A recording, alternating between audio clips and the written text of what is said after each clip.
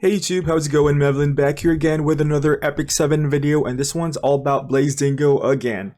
I know I just recently made a Blaze Dingo video, but I've completely revamped my Blingo's playstyle to a more slow, bruisery Blingo with Water's Origin, and I kind of want to share you guys my findings, and I think he's actually really good in the current meta.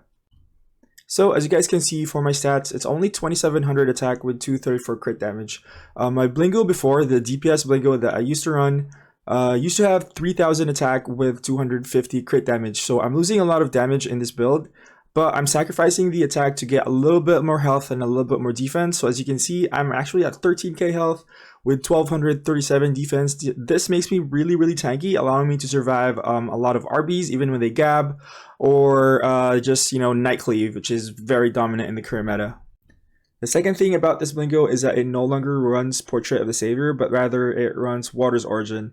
And how this works is that with 200 speed, you're able to cut any AoE cleave unit like LRK or A Towin or Arby, and be able to protect one of your units afterwards, stopping their Onslaught AoE. So most units at high level like to run something like a LRK into an A Towin into a G-Berg, which would just decimate your entire team because it's so much crit damage and true damage. And basically Blingo can cut that. So something like LRK takes a turn, S3s, Blingo will CR push with the Water's Origin, allowing you to S3 one of your other squishies, protecting them and healing at the same time, which stops their entire cleave. So the next thing about this Blingo is that it no longer requires book, which is amazing in RTA because you don't want a hero that requires another hero to be around in order to work. This Blingo works without book, but you definitely still want book since it's a huge benefit for him. The next thing I'm going to talk about before we look at the individual stats of each equipment is his exclusive equipment. For me, currently, I'm still running the 14% defense with greater attack buff on S3. But considering that my Blingo is a lot less damage now, pretty bulky, with that 13k HP and 1200 defense, I feel like the defense buff on S2 might be beneficial for him now, considering this Blingo survives a lot longer. I can't really test it out since I'm, out of goods. I can't really buy it at the moment, but hopefully next week, once I'm done with Holo Trials, I could test it out, see if the defense buff is better than the greater attack buff on S3. So I just want to warn you that Blingo needs a lot of stats. My Blingo is on my Primo gear, and if you plan to play Blingo, you really need to give him your best gear or he doesn't really work. He's one of the heroes that scale really well with more gear, and I feel like once we get like item level 100 or something, he's probably going to be a lot better than other heroes since, like I said, he scales really well with gear. Alright, starting with Blingo's weapon, this is definitely one of my best pieces. It rolled once on attack, max roll on the attack. I think I'm missing 1 speed here since the base is 5, and assuming you only get 4 max because 5 speed never happens, let's be real. So this should be 13, so I'm only missing 1 speed, and crit chance should be 18, so I'm only missing 1 crit. So that means I'm missing 2 plus 1.5, 3.5 worth of stats, which is pretty nice because like you only get these once a month, so feels good when it rolls as good as this, and definitely worth a Blingo piece in my opinion. Onto the helmet, I've got a immunity helmet. I think this is max crit chance, 2 rolls on the crit chance, 2 rolls on the health.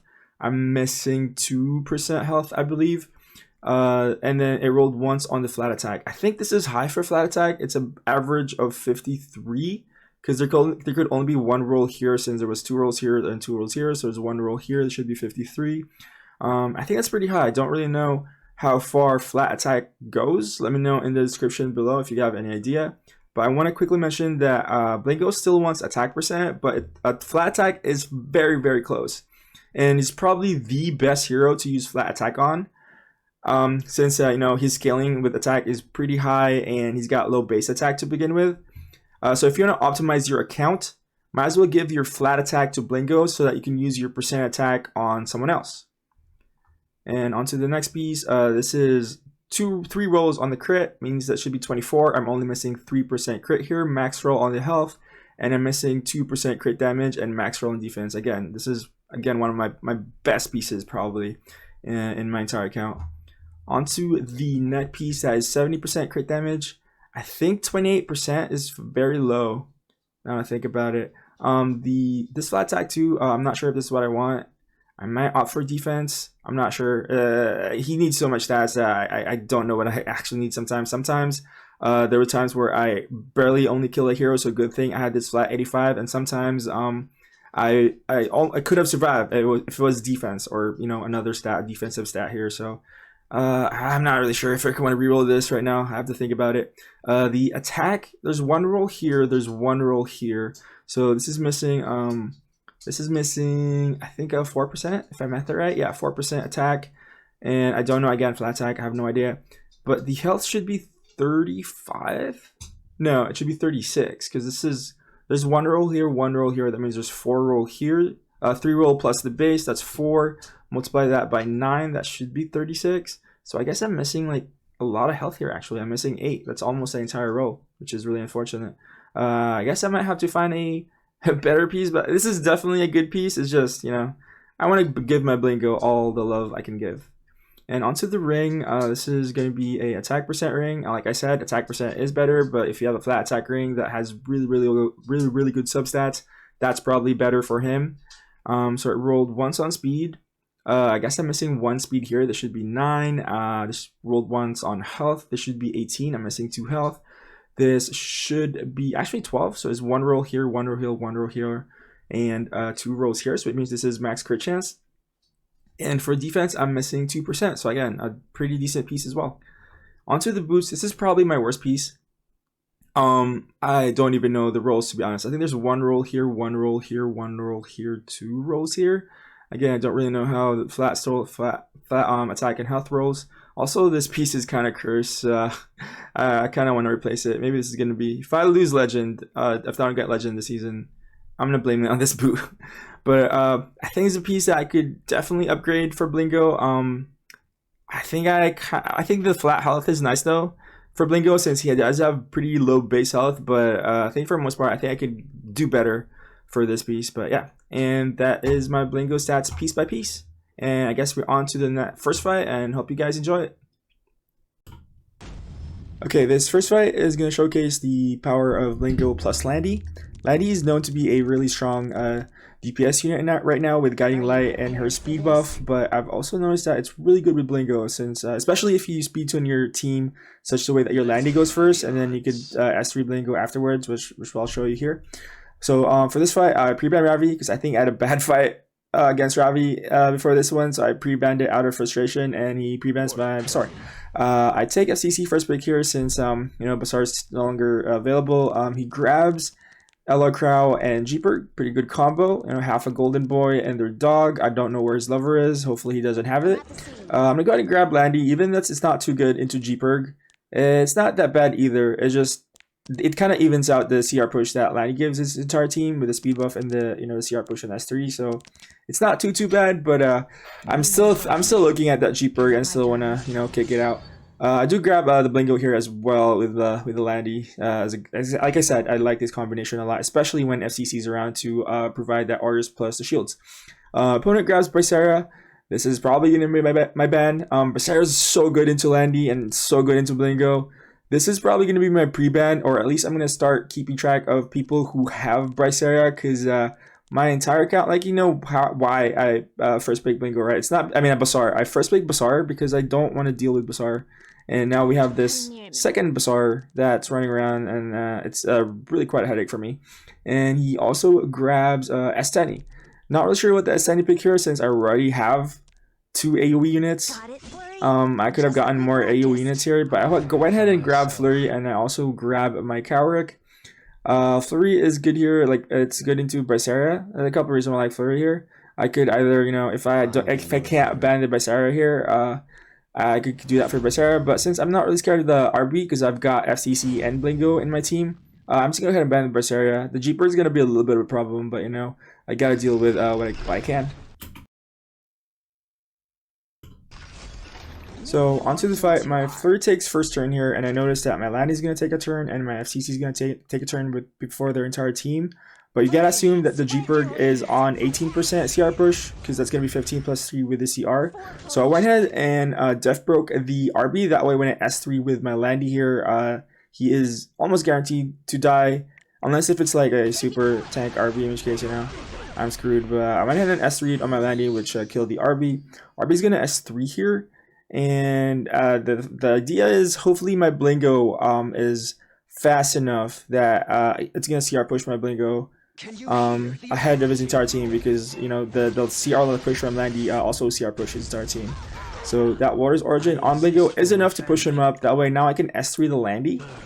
And this is so good because now Blingo and Landy are both protected. And I'm going to S3 here with FCC as well and provide my team with Skill Null. And if you don't know the interaction between Skill Null and Invincibility, basically since your units that have Invincibility are not taking damage, the Skill Null will stay.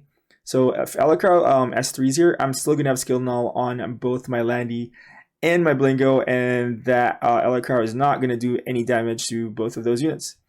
Also, speaking of Flurry, I did just recently switch to Ross. It is 100% better because with your S2, you S2 with Landy, and it gives your Landy immunity. So, Jeeper's gonna take a turn here. It's probably gonna S3 give its team attack buff. Opposite Soulburn as well, which I find kind of weird.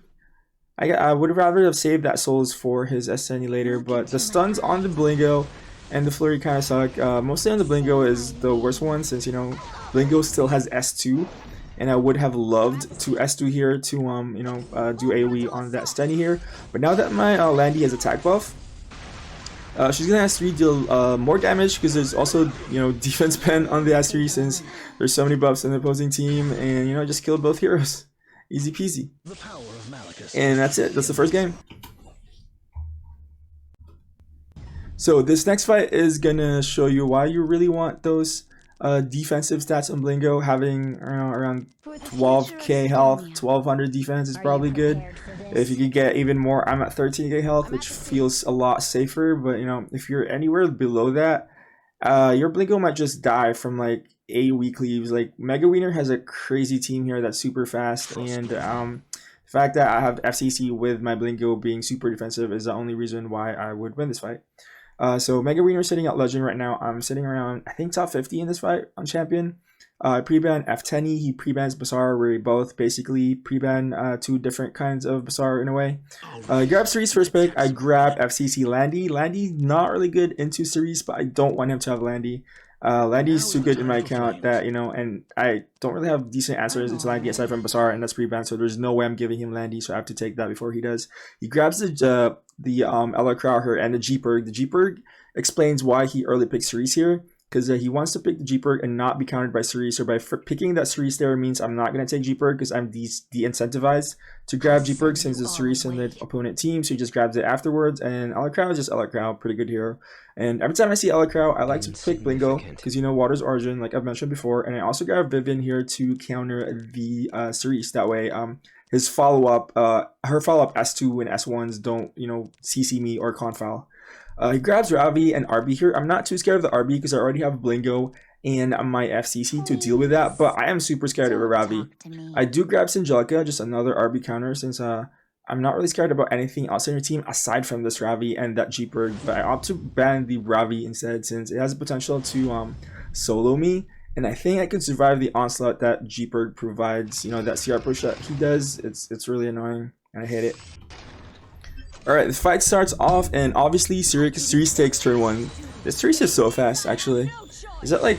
my Vivian's like 250, so it should be like, what, 290, 300 Cerise? That's really fast. Also, this Arby is so fast, and this Elecrow is so fast. The Arby, I think, that blind is so annoying. That Cerise into Arby, the super fast Arby, means you get blinded, and your entire team is kind of, it's starting to hurt. I'm gonna S3 on Vivian here, just cleanse one of these debuffs. And it cleanses the speed for everyone, but the restrict on Vivian, I don't know if that's how it works, or is that RNG? I'm not really sure. So I wasn't sure if I wanted to S3 on my Landy here too. I don't really want to kill the RB, but I think if I hit the RB, I definitely kill it. And I unfortunately hit the one unit that I didn't want to hit. RB takes another turn here in S3. This is gonna hurt. This Landy is crying. She does have stealth, so that lowers the damage the Arby does, but then the follow-up from the Jeeperg here almost guarantees the kill. He Soulburns on his Jeeperg here. Yeah, I guess that was fine in the soul burn. Good thing my FCC survives here. That way I can S3, give my entire team the much needed skill now. And Blingo finally takes a turn. So if my Blingo was like not this tanky, he would be dead by now. I'm gonna S3 my FCC here. I think maybe I should have S3'd my Vivian. I wasn't really sure what the right answer is. I was just shocked at how much damage and how much speed he had in his entire team. Now he S1s and S3s onto my Vivian since it's the only one that's not protected, and he S1s again with his Elecrow. Good thing this the Vivian picked Elecrow because it wasn't that much damage. And yeah, and I was in the same speed with the RB2. The speed buff and the speed down, I guess, evens out, and I was still faster than the RB somehow. I wasn't sure if I was a soul burn here or I just S1 the RB. I think I soul burn just to make sure I kill the RB because it is a little bit more damage. If that RB survives, I was dead, right? So I had to make sure that, you know, I kill it. It does proc the G perk and the Elecrow, which is unfortunate. Now the Cerise takes a turn here. Is gonna S1 into my Vivian, finally kill it. FCC does take a turn here. I'm gonna S1, yeah, try to provoke this Cerise, maybe even kill it. And the Elecrow now has S3, but good thing I had skill null, right? I kept my skill null from my previous S3 from FCC, and the invincibility maintains it on FCC, and even Blingo right now is still skill null, which is pretty dang good. S2 on Blingo, managed to hit everyone, and that should be sweet from there. And that's it. Pretty Bruiser Blingo surviving and killing everything afterwards. Pretty satisfying. So for this last fight, it's going to answer the question whether or not a Bruiser-esque Blingo is good enough damage to solo, you know, the fight. And the answer is surprisingly yes, as long as you have a lot of support for Blingo. He works to be, you know, just doing all damage all by himself. And this fight's going to be against Dwale. We're actually in the same guild. Holla to Iggy. It's a little bit of in-guild cannibalism going on. And again, we both ban two kinds of Bazaar. He bans the actual Bazaar. I ban the female Bazaar. He grabs LRK. Pretty good solid pick here, but that's just an insta Landy for me. And I also grab FCC because Landy FCC is just a really good combo because of Guiding Light. He goes ahead and grabs a Jeeper, which is pretty smart, pretty good into Landy. Stops the CR advantage that Landy provides with her S3 with the CR push and the speed buff because you're hitting the Jeeper.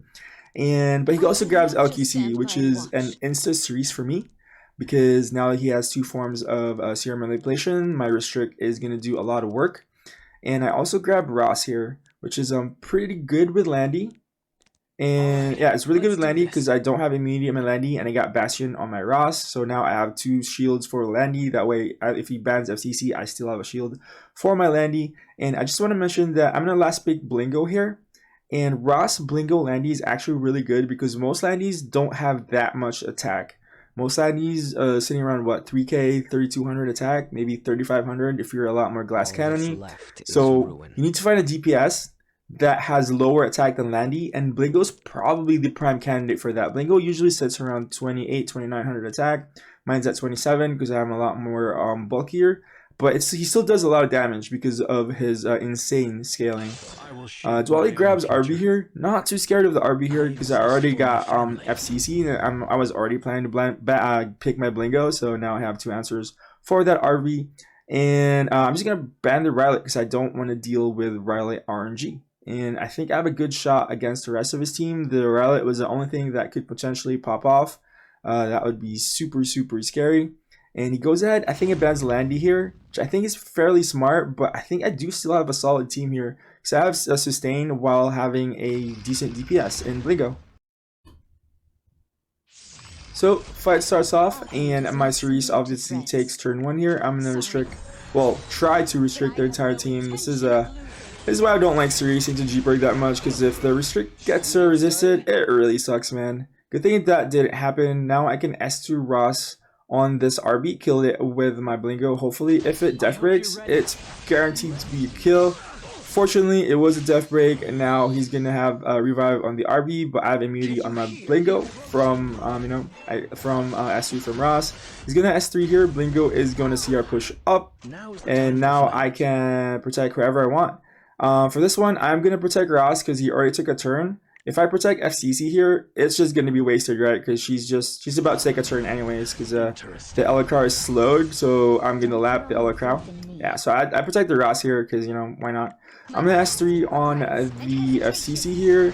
Again, FCC with Blingo is so good that skill null with invincibility means I'm gonna keep the invincibility here. He has a choice to S3 here or not. He opts to go S3. I think that's because, you know, he's kind of in the back end here now. He is S3ing into 3 invincible units, which probably hurts him a lot here. Now Jeeper's gonna take a turn. He's not gonna S3 in Jeeper. I think he could have done that. He could have S3'd for the attack buff for LQC here. He could have S1 LQC with attack buff, but you know, I think he's in a rough spot here. That was 2 damage actually. I'm not seen damage that low after the shield. S1's my FCC, pretty smart. Now I can S3 on my Ross here. Give my entire team defense buff, skill no, invincibility. This is kind of toxic now I think about it. Actually, I think S3. I don't know why I did that. I guess I just S1, got lucky into the dual attack. S1 into the Jeeper. S1 dual attack with FCC, unfortunately, so not that much damage. S2 and Blingo, pretty good damage. And yeah, now I'm in a very good spot. The only problem here is LQC, but I really doubt that LQC can one-shot my Blingo unless if he kills FCC first. Now he's trying to remove all my skill nulls. I'm gonna S1 at this LR Crow. I'm just gonna kill his LR Crow first. Try to use frenzy mechanics to one-shot the LQC before the LQC can one-shot me. Now I put defense buff up. I guess that's why I didn't defense buff, because I knew I was gonna lap maybe. I'm not sure. I'm gonna pretend that's what happened. So he S3s on my LQC. It's not that much damage because defense buff, but you know that proc damage is huge, considering you know I've got FCC in the team. Because it actually penetrates a lot of defense. I think around 70% of defense. So the defense buff not too good into that pop damage that LQC does.